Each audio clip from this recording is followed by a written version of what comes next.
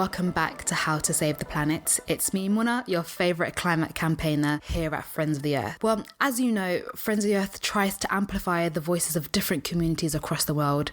And as it's Ramadan, we thought it was a great opportunity to speak to 3 British Muslim activists on why they think Muslims should be concerned about the climate crisis and the different things they're doing this year in the month of Ramadan.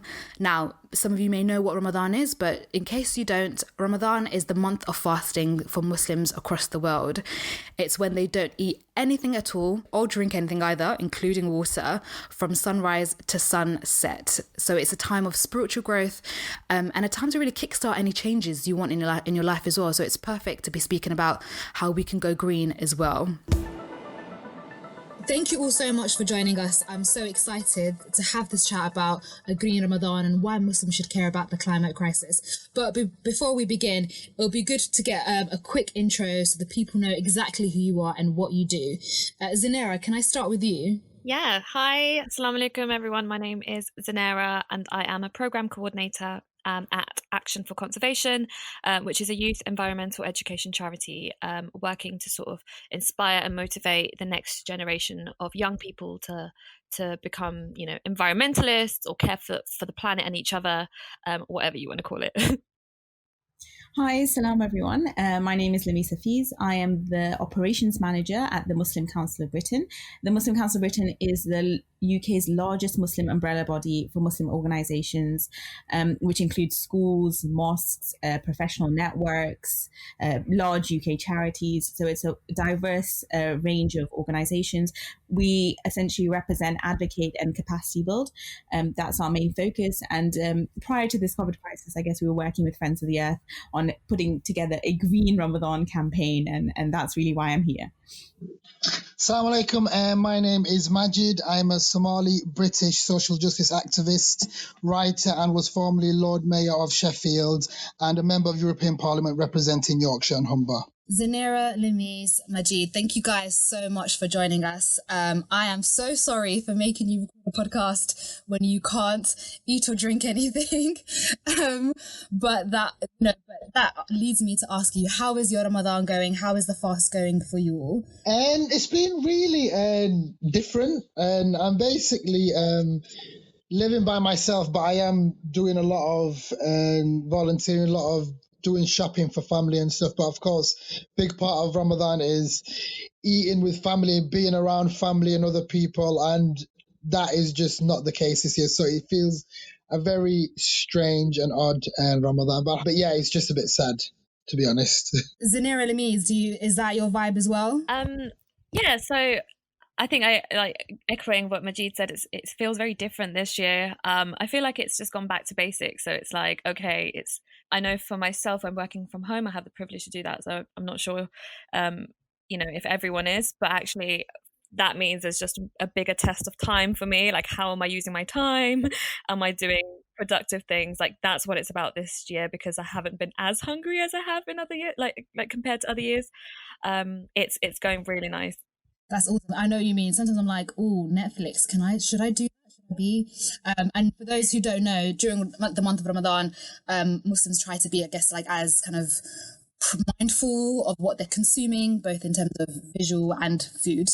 Lemi, does that resonate at all? I think so. I think it's for all of us, it's a very different Ramadan. We're all doing that hashtag Ramadan at home right now, aren't we? And staying away from people as much as possible, following the social distancing advice, and trying not to spend all of our lives at the shops looking at foods we can't eat, which I have to say I still did on the weekly shop, stared at a shelf. I always watch the Food Channel for some reason. The only time I watch like food programs is during Ramadan. It's like we like to self-torture. I think that's true for a lot of people. I think there's been a lot of food program watching going on, but I think actually I find it a lovely opportunity this year to, the whole point of Ramadan for Muslims is that reconnection with God. And actually sometimes in the routine of Ramadan, it can get quite chaotic where we're constantly going to iftars and like going to this social and going to this talk and doing this. And you get a little bit sort of lost. And this Ramadan gives me a chance to focus maybe on the more important priority of that reconnection. So it's different, but there's like advantages and disadvantages with anything else. I feel like I'm going to be just like a Muslim glossary throughout this. Iftar is when Muslims break their fast. Yeah, it's a time where I feel like I'm like trying to speak to my family more, because otherwise, like, who else am I speaking to? Like my friends, I can't really go out and have like, let's all meet up for pizza. Yeah, so it's much more about like home, which does feel like the mood of not just like Ramadan, but like the country right now. Yeah, I have to say 100%. I think everyone staying at home has changed how our relationships work, which has been really interesting, because I think I'm reconnecting with a lot of people that I haven't connected with for a really long time. But it's been wonderful. Like international friends are checking in, and you're doing like Zoom iftars with people, and opening your fast together with people that you wouldn't normally have done in Ramadan. But that's what technology has provided us with, right? No, exactly. You're right. And I think so. Why we as Friends of the Earth wanted to have this podcast? We just like, I think the idea of just really making sure that different communities who are affected by the climate crisis have their voice heard. So I just want to ask you, why do you guys think it's really important that Muslims like need to be concerned about the climate crisis? Zunaira, do you want to kick us off? Yeah, that's such a big question, but of course I'd love to kick you off. I mean, for me, like I have been sort of in the campaigning space, kind of learning about the environment, learning about the issues for like a good few years now. I would say like over 4 years now. And like for someone who, you know, is a Muslim, holds like faith to such a high standard in my life, and everything, you know, that I look at comes from that lens.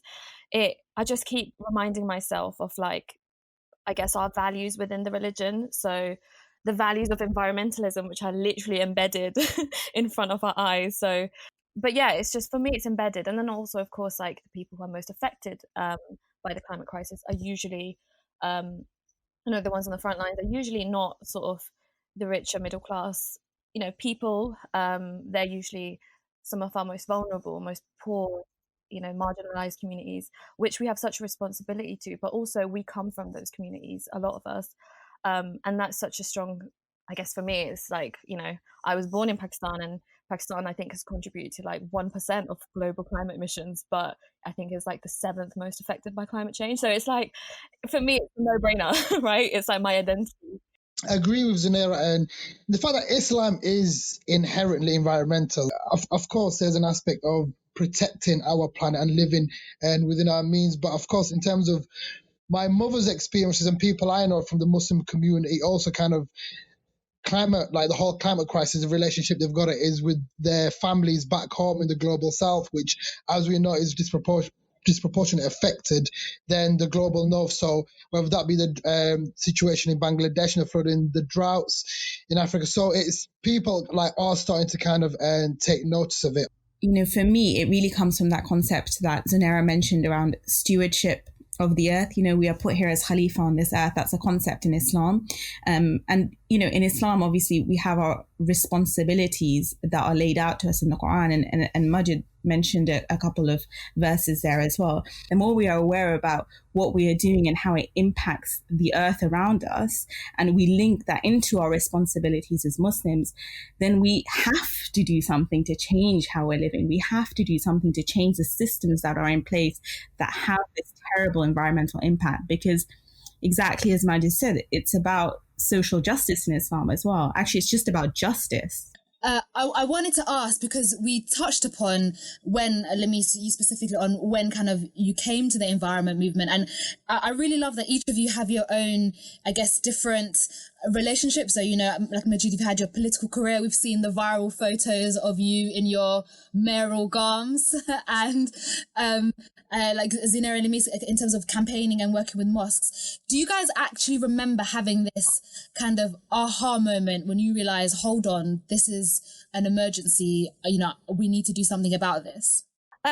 For me, I think, like, I was all, for some reason, I think it's in my spirit, I don't know, I've always sort of been fascinated by the natural world. I feel like I'm still on this journey, because as I learn more, you know, I love geography. As I learned more about it, I was like, oh, this is really interesting. I'm now really interested about like the human relationship with the environment. And the more I learn, like you mentioned, Muna, you realize a lot of the root problems, you know, in these sort of developing countries that are suffering, or, normally what we see in poverty, that a lot of that is tied to some sort of environmental factor. And I think I just realized at one point, like, we're so vulnerable as humanity is so vulnerable to environmental changes.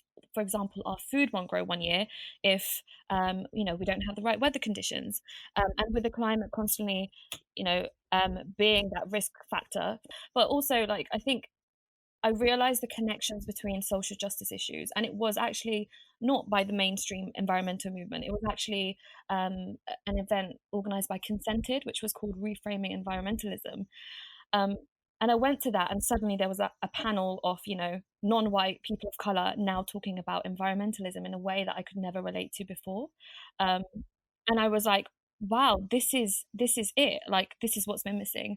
And the more I learn and the more I speak to activists and campaigners, the more I realize so many of these issues are connected, and actually separating this into like environmentalism is so unhelpful for every other movement and like us as a whole. So I think that was my aha moment, but I'm still having them. I'm still having lots of aha moments. Yeah, the first time, I even came across the whole climate change movement, climate crisis, when I was at university. And I don't know if some of you know a Somali girl called Fatima Zahra Ibrahim, who's co-founder of Green New Deal UK.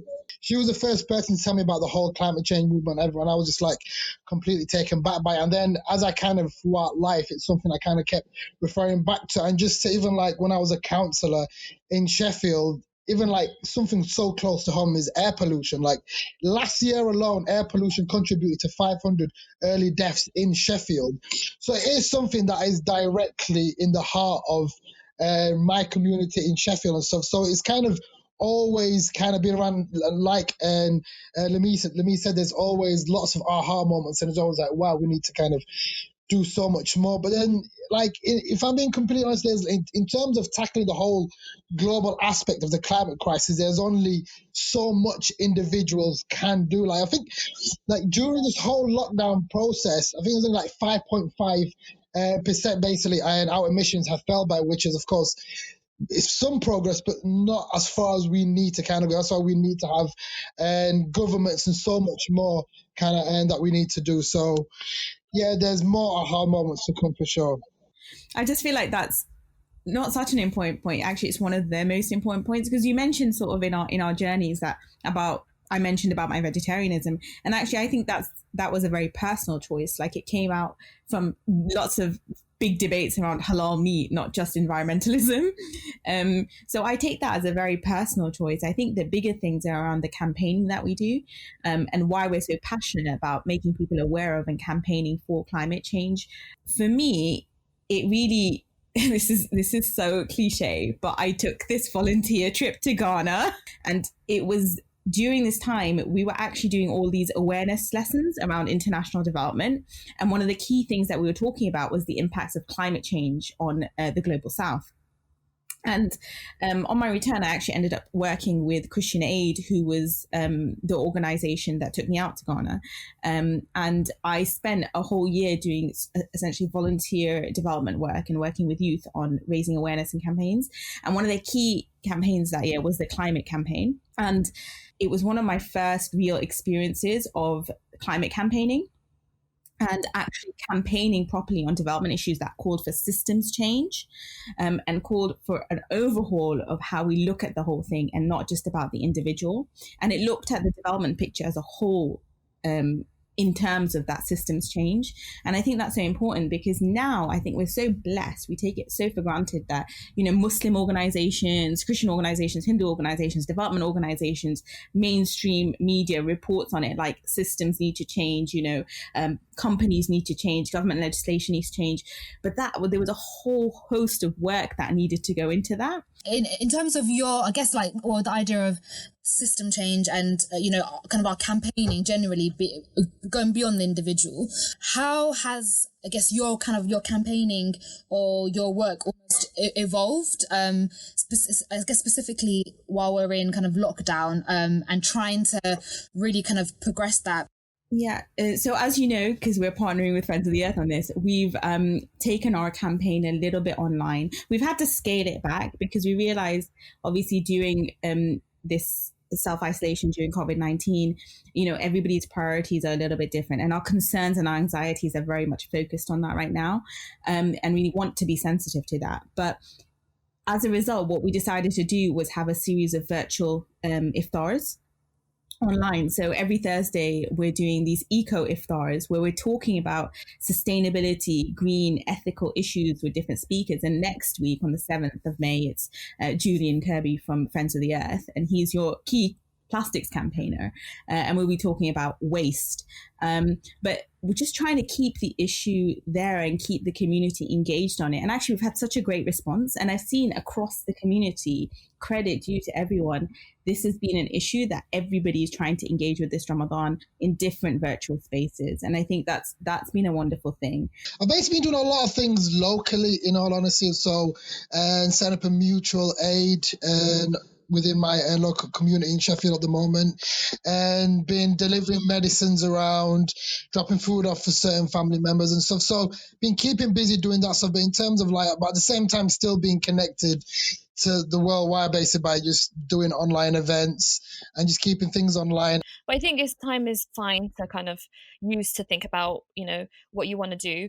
But in my sort of day job, so I work for a environmental education charity with young people, and a lot of my work was going out to schools and doing environmental education workshops and mentoring young people to take environmental action, and now that's come to a halt. So we've been sort of discussing with, we've had consultations with teachers and young people that we work with to see what they need during this time. We want to do something that's online and kind of giving tools to young people that they are looking for. So actually really excitingly, we've come up with a really exciting online program, and it's launching on May the 11th, but it's essentially for young people from the ages of 13 to 17 to stay connected with each other, but also learn more about the environment during this time, and see how you can actually take environmental action from home. I think one of the biggest challenges, or I guess issues that we've kind of come up with, I've never really, I have thought about it, I didn't realize how big it was until this all happened, was actually a lot of young people don't have access to internet or technology that will help them stay connected with other people.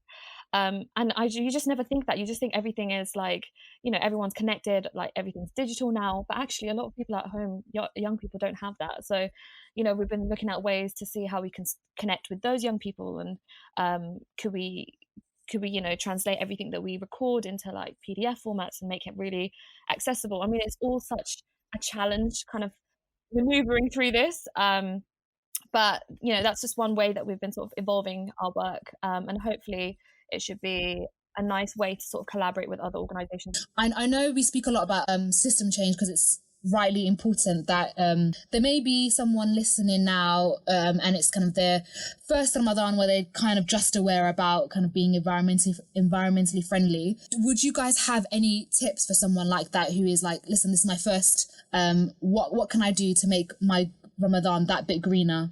Honestly, I would say now that if you have got the spare time, I would say honestly just educate yourself. I would say pick up a book and just read more in terms of what the climate crisis is, how it's affecting us, and what we could do. And I think just for me personally, I've been trying to read as much as possible just to make use of that extra bit more time that I guess would be spending traveling on trains or just basically just doing other things. Just following on from the read, I think there's lots of useful podcasts like this, but also online resources or even Instagram accounts and things like that you can follow that can get you tips on how to live, I guess, a greener lifestyle. But I think just top ones, especially just in terms of Islamic ethics as well, waste is a huge issue. And I think was it Zunaira or Majid mentioned one of the verses which talk about waste and not being wasteful. And I think with our making of wudu, we can use less water.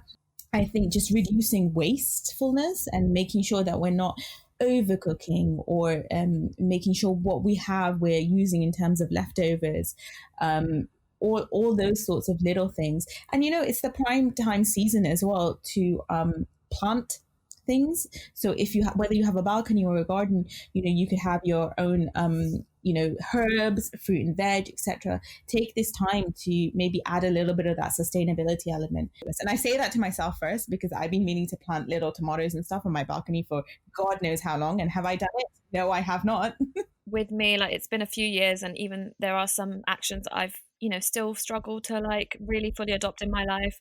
I think the smaller things like swapping out plastic for a reusable bottle and things like that, that's pretty, they're sort of like the first steps that you can easily do. When you are living with like a bigger family, like, I completely get there are sort of slightly different challenges to like convincing everyone to do it with you. Make those changes where you can. Just try and sort of stay connected to the natural world in whatever way you can. Like, if you are able to go outside for walks, like, do that whilst you're fasting. That might be a really nice way to connect. If you don't have garden space or things, you don't have access to the outside right now, there are some really great resources online where I feel like I think it's the Wildlife Trust are doing the Wild in Action webcams, where you can see certain species like doing their thing, which is really nice. Is you can just see them. It just gives you that level of connection of like, we're not alone. This is not just our planet. And yeah, just education. I think education is really great. So if you are between the ages of 13 to 17, do sign up to our Wild Web online program, which will be completely free, but also share that knowledge with other people. I don't want to preach again, but I would also just like to come in and be like, preaching a meat-free lifestyle. No, I'm not saying you have to go completely meat-free, but I think there is a consideration. I think some people are doing like meat-free Mondays and things like that. Just part of the awareness of knowing the impact that eating the level of meat can have on our environment that we do. Okay, guys, so just to quickly end, and I think it'd be really good just to get your thoughts on how, I guess, the Muslim community can, come together during and after lockdown, like, just, really quickly, like, your last thoughts. I think during this time, like, we've seen a lot of great stories about community spirit, and we can see that sense of like wanting to help each other more. We're in a crisis, but equally we're also in a climate crisis, and everyone has different priorities, of course, but that doesn't negate the fact that there are so many different issues at play here. So I really think it would be great for Muslims to continue with that sense of community,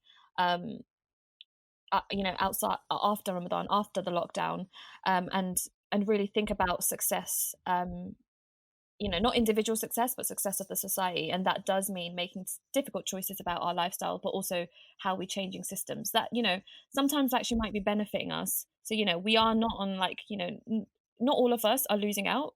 Some of us are actually benefiting from the system, but what does that mean for community? What does that mean for actual success of society that Islam teaches us to kind of strive towards? Yeah, amazing. Yeah. Majid, do you have any gems to drop? I think like the Muslim community is, especially during Ramadan, is one of the most charitable communities, and I forgot what the figure is, but every Ramadan, mashallah, even in just the UK alone, we raise millions, and we are so active and giving. I'd like, inshallah, for once, even when Ramadan's over, just to really the whole topic of the climate crisis, environmentalism in general, to be really discussed in mosques, and I would love for it to be a constant agenda point in all Islamic circles. Amazing. Let me finish us off. Muslims are a community built on justice, and from the very beginning of the Prophet's message, he talked about justice, whether that was to do with women or whether that was to do with those who were poor. And I think we need to just, when we're looking and reflecting during this time, reflect on what that means, not just for the Muslim community here, but for the wider community, Muslim, non-Muslim. What does it mean for our community of the planet? So if we can take that and use that to empower ourselves in our belief and in our actions outside of Ramadan, and use that, whether we go into, that means we go into campaigning, or we go into educating ourselves, or we go into changing our habits, or that goes into writing to our MPs, or getting involved with Friends of the Earth, or whatever it might be. I think if we take that sense of responsibility for our larger community and imagining this better world, which was the concept that we started with, then that would be a beautiful thing. Amazing. Thank you all so much. I have really enjoyed listening to you all. And it's so great. Like, I think we all echo the same thing of social justice, community, people power, working together, and fighting for that longer term change. So thank you all. Please, maybe don't talk for the rest of the day because you've used a lot of your speech now when you can't eat or drink. So thank you again so much, and take care, everyone. Bye. Thank you so much to Zunaira, Louisa, and Majid. I really, really enjoyed that chat. It was absolutely wonderful to listen to, and I hope you really enjoyed it as much as I did. So that's it from us. I hope you stay safe and stay well, and a massive Ramadan Mubarak to all those celebrating.